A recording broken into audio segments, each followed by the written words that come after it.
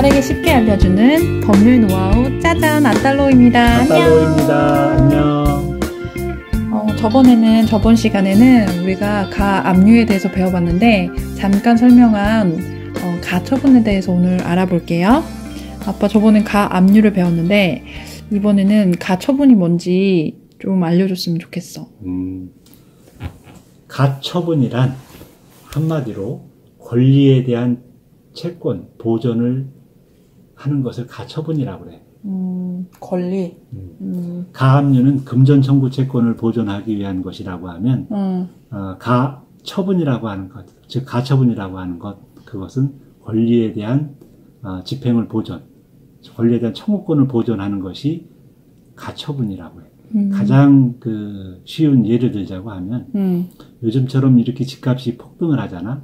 예를 들자면 네가 서울에 있는 아파트 한 채를 계약을 했어. 뭐 5억에 계약을 하고 계약을 할 때에 계약금 5천만 원, 그리고 중도금 1억, 그리고 나머지 3억 5천만 원을 잔금을 치르기로 계약을 체결을 했는데, 계약금 납부하고 중도금까지 납부를 했는데 잔금을 치르는 기간이 예를 들어서 뭐 3개월이다 아니면 뭐 2개월이다. 그 기간 동안을 기다려야 되는데 지금처럼 갑자기 집값이 폭등을 해. 그런데 소유자 입장에서는 5억짜리 집이 2달, 3달 만에 갑자기 7억이 됐어.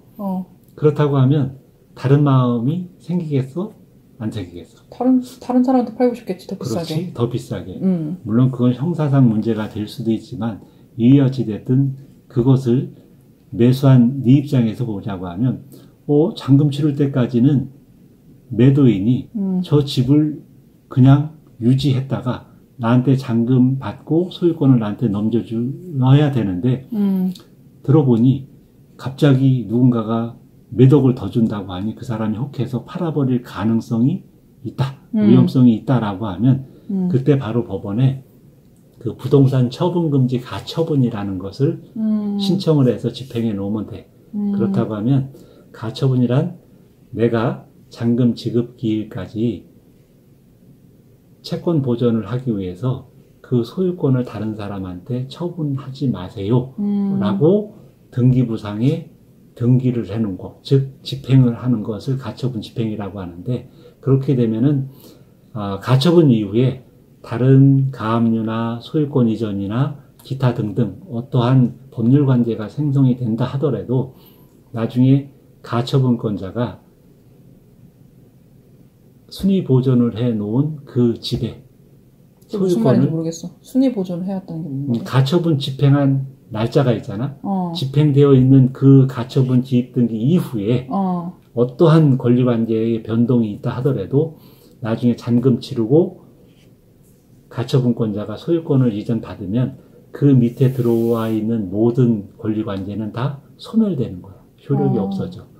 그래서 내가 완전한 소유권을 취득할 수 있어. 근데 지금 그러면 중도금을 했는데 갑자기 집값이 뛰었어. 근데 내가 그걸 하지 못했어. 그럼 이 사람 팔 수 있어? 집주인은?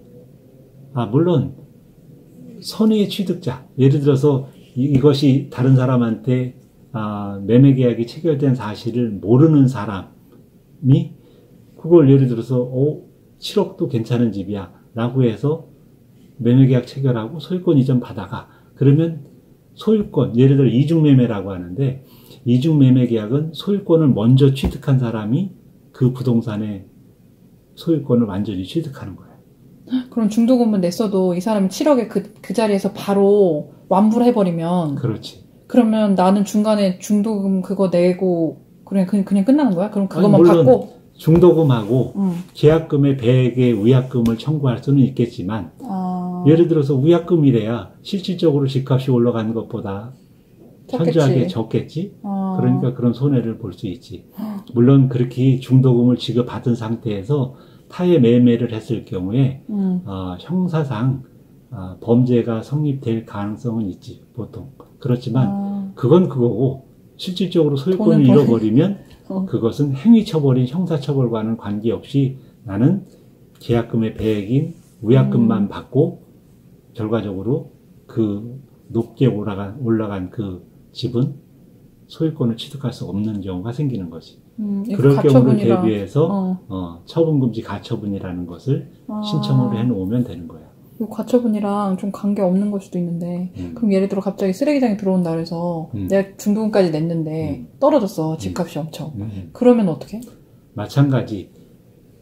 매도한 사람 입장에서는 예를 들어서 5억에 좋은 가격으로 처분을 했는데 갑자기 잔금 치르기 이전에 물론 중도금까지 지급받은 거래관계를 얘기하는 거야. 예를 들자면 계약금만 지급받았어? 그러면 아무 조건 없이 매도인이든 매수인이든 그 계약은 포기하면 되는 거야. 단지 매도인이 포기할 때에는 받은 계약금의 배액을 물려주면 되고 계약금도? 물어주면 되고 만약에 매수인이 포기한다. 그러면 계약금 되돌려받지 않는 것으로 나 계약 포기할래요. 라고 하면 되는 거거든. 그래서 보통은 그 계약 체결에 있어서는 누구든지 이유 여하를 막론하고 포기하고 싶으면 포기하면 돼. 그에 따른 손해배상 책임만 지면 되는 거야. 그런데 중도금이 지급됐을 때는 얘기가 달라져. 그래서 계약과 중도금이 한 번이라도 1회차라도 지급이 됐을 경우에는 그때는 매도인이든 매수인이든 함부로 해약을 못해.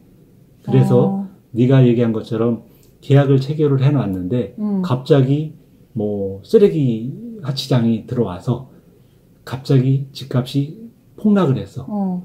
그러면 계약금만 지급한 상태라고 하면 나 그거 포기할래요.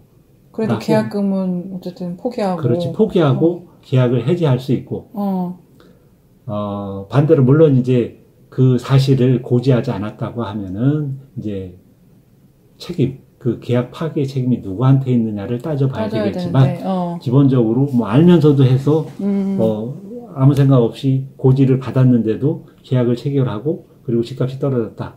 그런데 중도금을 냈다라고 하게 되면 그거는 매도인이 그러세요 하고 계약 해지에 합의를 해주지 않는 이상, 즉 동의해주지 않는 이상은 네가 그걸 인수를 해야 돼. 그러면 나는 배째라 라고 하면 어떡하느냐? 그때는 매도인이 계약금 받고 중도금까지 받았잖아. 그러면 잔금 지급 시기가 됐을 때에 매수인을 상대로 해서 야 소유권 너 가져가. 그리고 잔금 나한테 지급해. 라고 하는 소송을 걸어서 소유권을 너한테 넘겨놓고 그리고 너한테 나머지 잔금을 달라라고 하는 그 청구권을 행사할 수 있다는 얘기야.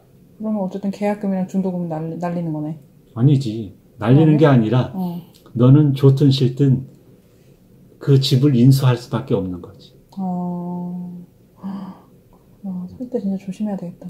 그래서 이건 하나의 팁인데 네가 매도인의 입장이 됐든 매수인의 입장이 됐든 그 입장에 따라서 예를 들어서 네가 집을 팔아야 돼. 팔아야 되는데 이유 여하를 막론하고 그 사람한테 합의된 매매 가격으로 매도를 할 경우에 가급적이면 계약금과 동시에 아니면 예를 들어서 뭐 3일이든 일주일이든 기간을 두고 중도금 약정을 꼭 해두는 것이 좋아. 왜냐? 중도금을 지급받게 되면 매수인이 변심을 해서 나 안 살래요 라고를 못하니까 내 동의 없이는 반대로 네가 그 집을 꼭 사고 싶어 그러면 계약금 넣고 중도금 넣고 중도금 약정을 하고 즉 계약금 얼마 중도금 얼마 포함해서 같이 계약서에 지대를 한다거나 아니면 계약금 얼마 그리고 일주일 있다가 중도금 얼마 그리고 그건 계좌로 지급하겠습니다 라고 하면 중도금 지급기일에 그 계좌로 송금을 하면 중도금을 지급한 것이 되기 때문에 나중에 이 사람이 집값이 오르든 아니면 어떤 사유가 있어도 네가 그 집을 해약하다 즉 매수하지 않겠다라고 서로 합의를 해주지 않는 이상은 그 사람은 너한테 그 부동산을 반드시 매도를 해야 돼. 그래서 그 과정에서 중도금을 지급했다. 그리고 네가 그 집을 꼭 사야 된다. 다른 사람한테 처분할 가능성이 있다라고 하면 그때 하는 것이 뭐 부동산 처분금지 가처분 신청을 해서 다른 사람한테 처분 못하게 막아놓고 그리고 잔금 지급기일에 잔금 이행하고 소유권 이전을 받으면 되는 거야. 근데 만약에 그 부동산 처분 등기? 처분 금지 가처분. 처분 금지 가처분은 얼마나 걸려? 물론 뭐 법원의 업무량에 따라 다르지만 기본적으로 뭐 일주일에서 한 열흘 정도. 물론 더 걸릴 수도 있고 경우에 따라서는 더 빠를 수도 근데 있고. 만약 그 안에 그걸 판다 그러면? 그럼 그만이지. 그럼 어쩔 수 없는 거야? 그러면 이제 손해배상의 문제만 남는 거예요. 어쨌든 빨리, 만약 그럴 경우는 빨리 해야 되겠네. 그렇지. 보통 중도금을 지급하는 즉시 되돌아서 법원에 처분금지 가처분 신청을 해서 처분 못하게 일단 막아놓을 필요가 있는 거야. 그럴 때 가처분이라고 하는 것을 이용하면 돼. 그 제도를. 근데 보통은 다들 그렇게는 안 해놓잖아, 그치?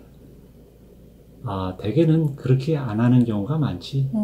그런데 이제 집값이 비싼 데나 집값이 이렇게 폭등을 한다든가 어떤 특별한 상황이 발생됐을 경우에 아니면 매도인이 갑자기 중도금까지 지급을 했는데 이유 없이 나 해약할래요. 해약해 주세요. 라고 했는데 네 입장에서 보면 그것을 꼭 취득하고 싶다. 라고 하면 빨리 안전정지. 예를 들어 보전 처분을 해놓는 것이 필요하다. 그때는 그 가처분 제도를 이용하는 것이 도움이 된다. 이런 뜻이에요. 그럼 오늘은 여기까지? 오늘 여기까지 할게요. 아딸로우였습니다. 감사합니다. 감사합니다. 구독, 좋아요 부탁드려요.